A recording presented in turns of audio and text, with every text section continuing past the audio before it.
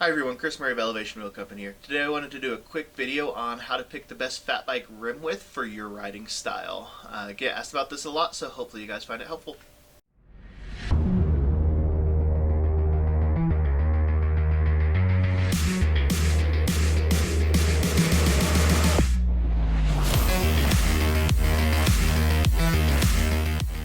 Alright, so in this video we're not going to touch on the subject of plus width rims. You can use those in your fat bikes for year-round riding if you want to, but this video is going to stick with fat bike rims. So typically you'll see three common widths. On the widest side you've got about 100 millimeter wide rim. Kind of the middle of the road are the most commons around 80 millimeter, and then on the narrow ends around 65 millimeters. So these numbers vary a little bit, plus or minus a few millimeters, but kind of gives you a good concept on each different rim width and the riding characteristics. So let's start with the widest, the 100 mil, just because that's what's in my hand. Widest rims, these are not super common, mostly popular among people that are doing like expedition style riding in super loose conditions, so like really deep snow that's not packed super hard. It's where you get the most float, but naturally it's the widest option, and it also kind of squares the tire out a lot. So as the rim gets, set this down, as the rim gets wider, the tire profile is going to flatten out more and more, and it kind of makes leaning the bike into corners feel a little bit weird. So personally, I'm not a big fan of how they ride in dry conditions if you're trying to use your fat bike for year-round riding. But it's definitely the best option if you need a lot of float and you need as much help just staying on top of the snow or sand as you can possibly get.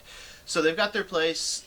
They're just not going to be the most common option, and if you're regularly riding in conditions that are pretty favorable, it's probably going to be overkill and not going to be the best handling option.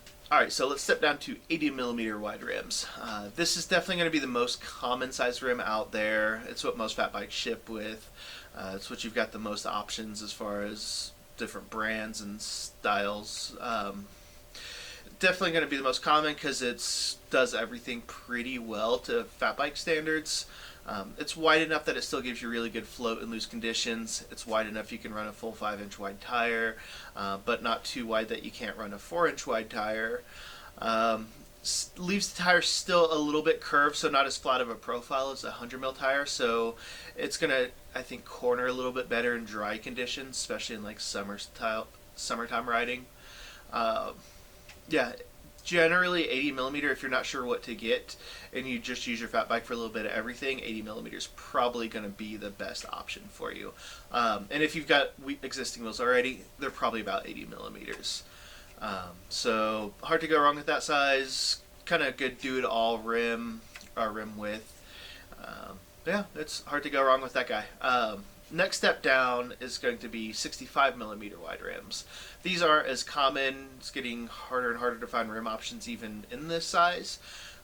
But personally, I think this is the best handling rim, or best handling setup for summertime hard pack style riding. If you're not going to be in a lot of snow or loose conditions but still want a little extra float, I think 65 mil works really well.